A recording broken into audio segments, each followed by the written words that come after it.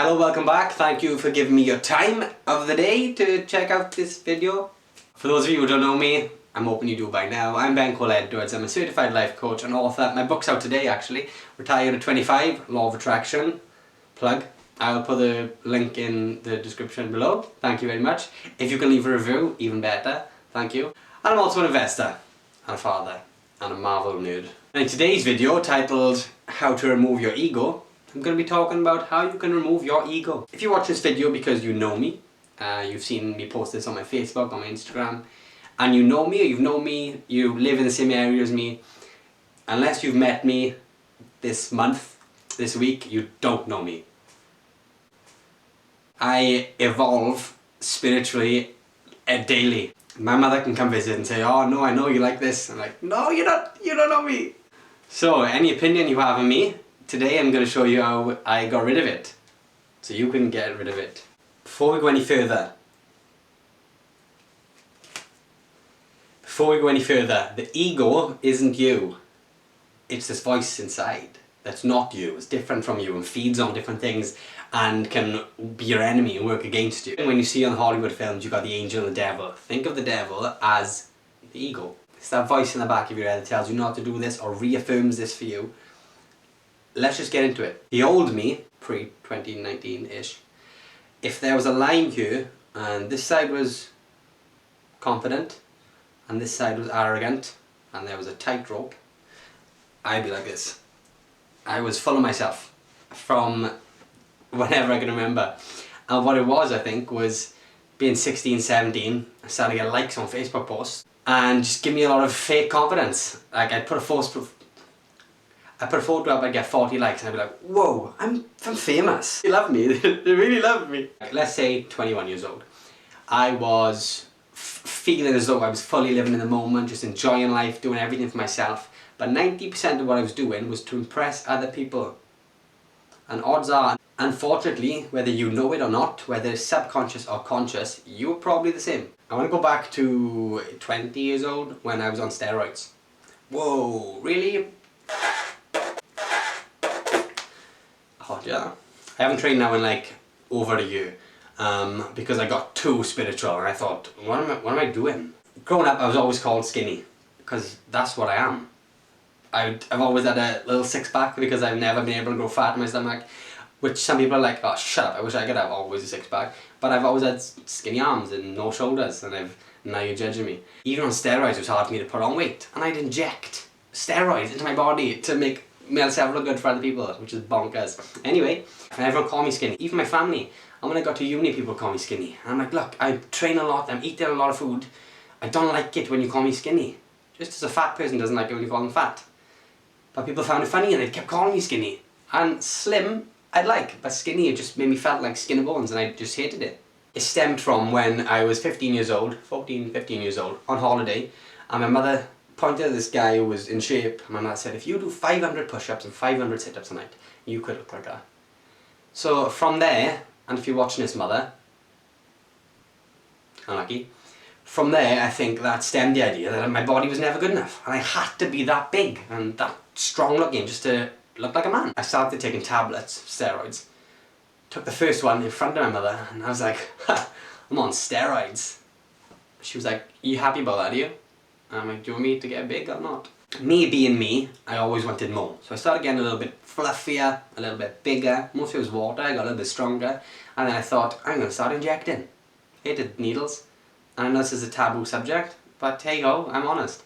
Start injecting twice a week. I'd inject drugs into my body just to look better, to make girls fancy me.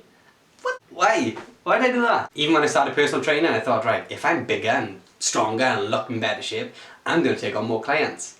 And then when I was at my skinniest, I took on the most clients I've ever taken on. And now I don't train, I'm happy with the body I'm in, the body I was given. The shape you're in is the shape you're supposed to be in. If you're watching this and you're unhappy with your body, have a look who you follow on social media. A lot of the celebrities don't even look like the photos that they post. The body that you're in, unless you're unhealthy, okay, the body you're in is the body you're supposed to be in. A great quote that I heard from Jay Shetty in his book, Think Like a Monk, is, and listen to this, I'm not what I think I am, I'm not what you think I am, I am what I think I am. Yeah. I'm not what I think I am. I'm not what you think I am. I am what I think you think I am. So, let me use me again as an example. When I was new at a holiday, I take steroids, so I look better in photos, right? So, I'm not what I think I am. I wasn't doing that for me, I was doing that for you. For my audience on social media, my following. Because I felt like they thought that they knew me. I thought everyone knew me for being in shape. They associated that with me. But they might have associated me for being that one that's into cars, or being that guy who's really funny and handsome. But in my head, I thought that everyone knew me for being in good shape. So I'm not what I think I am, I'm not what you think I am. I am what I think you think I am.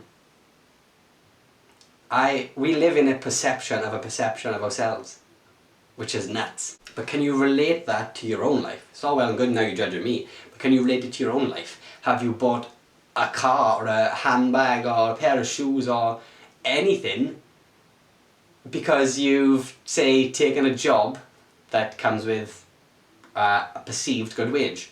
So you think that people think that you've got money, so you need to live up to that. Does that make sense? You think that people think you've got money, so to live up to their expectations, their perception of you, you go out and buy something. Not for you, not for them, but for what you think they think of you. Me again, I know I'm talking about me a lot. When I came out of university, I quit after a year and a half, and I took out a £10,000 loan. My car was falling apart at the time, and my mother said, instead of buying crap cars, why don't you take a loan out and get a decent car? And I was, something lit up in my brain. I was like, free money? What? She was like, take £2,000 out. So I took £10,000 out. Bought a car. I bought a car that was worth, no, I bought a car for £5,000 that was worth like £2,500. Spent £1,500 modifying it, sold it for like £2,000, got a tattoo, went on holidays, and it gone. I put it on Instagram, a photo of Leonardo DiCaprio throwing fun coupons, throwing his money off his yacht, and I captioned it something like, and it's still there I think, if you think you're bad at money, I just blew 10 grand in 3 weeks. I was trying to impress people. My ego was saying, people want to know you've got money, so show them. I wanted people that I was in uni with, and people that knew me, to think that I was doing really well. But I wasn't. I never said, I'm also spending £250, £259 I think it was, a month to pay this debt back. And I'm working in a factory. I just acted like I blew 10 grand, and that's it. I know loads of people like it. Your ego will also fight with other people's ego. Back to me, I always had skinny legs. Even on steroids I could just never build them up. Perhaps I just wasn't training them right, but hey I always had skinny legs. And like I could never wear a pair of shorts out. Now I wear shorts like everywhere. But when people knew that, and people that were insecure by their own bodies would always point it out. I had morbidly obese people laughing at my having skinny legs. And you could tell by their faces they loved it. But that's not them speaking, that's their ego. That's their ego saying, I'm not happy, let's make sure that guy's not happy so I can be better. Your ego's always looking to make sure that you're better than everyone else. So Ben, you said you removed your ego, how is that possible? I've removed it like 99%, but I went out with a mate the other day and he said, it was the first time in my car, and he said, loads of people turn their heads at this car, and my ego was like, I know. But that's alright, as long as it's not in a nasty way. In simple terms, if you don't listen to someone, tell them to shut up. Your ego is a voice inside you.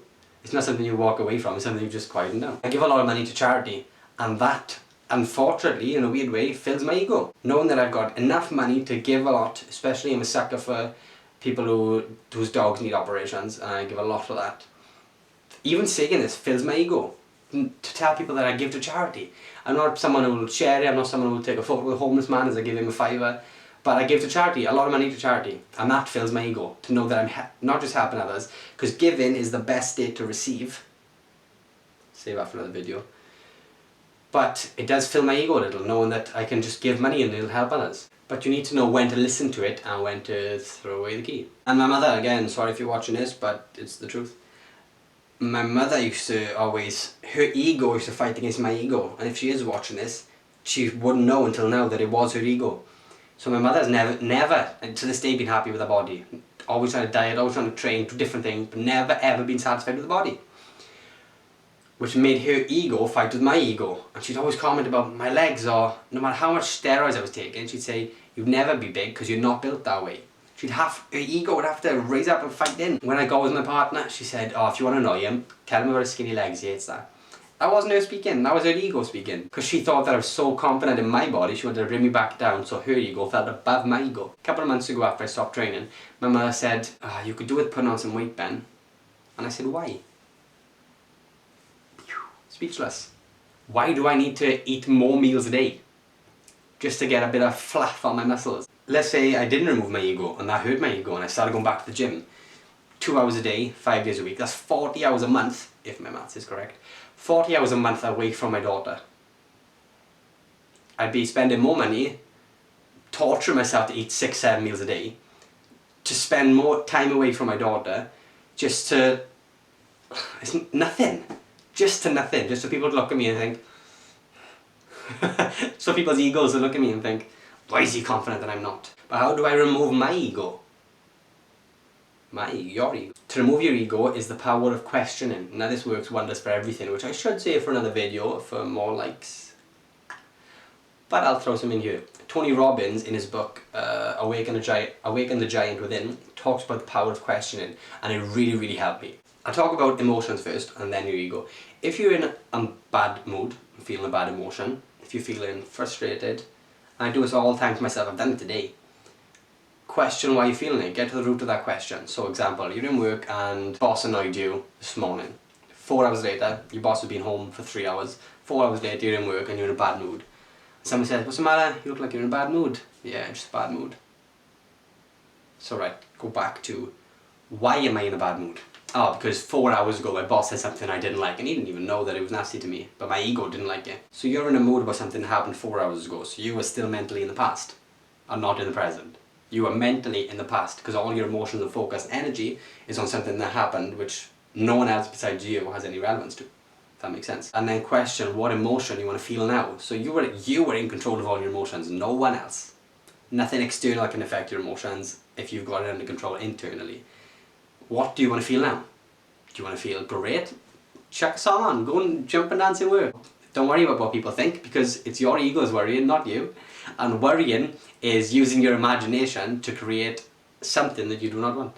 Back to ego. Someone puts a photo on Facebook of a new Mercedes and you were feeling sad. You were feeling that you haven't progressed in life because you haven't got that Mercedes. So question it, why am I feeling like this? Oh, I'm feeling frustrated because I'm not as ahead as that person in life. Right? But are you? Did they post the £350 a month finance, the tax, the £150 a month insurance, the MOT, the running costs because it's so heavy on fuel? Social media is people's highlight reels, remember that. So question to get to the root of all your feelings and to make your ego shut up. A lot of it comes down to appreciation, so go back to if you're not happy with your body. You're in the gym and you look in the mirror and you think, I'm not happy with my body. Why are you not happy with your body? Because that person you follow on social media who edits their photos looks better than you. But your body birthed a child, for example. Your body got you to work. Your ego is a voice inside. And you control what you want to hear. Take it from someone who used to be just ego. I used to love myself. I'd walk in a gym, I'd walk in a room and think everyone would look at me. Especially when I was on steroids. I'd go on a night out with my friends, I'd walk into a nightclub and I think everyone's looking at me thinking, wow, Ben's in such good shape. People could have been looking and thinking, wow, he's got man boobs and he's got a massive forehead.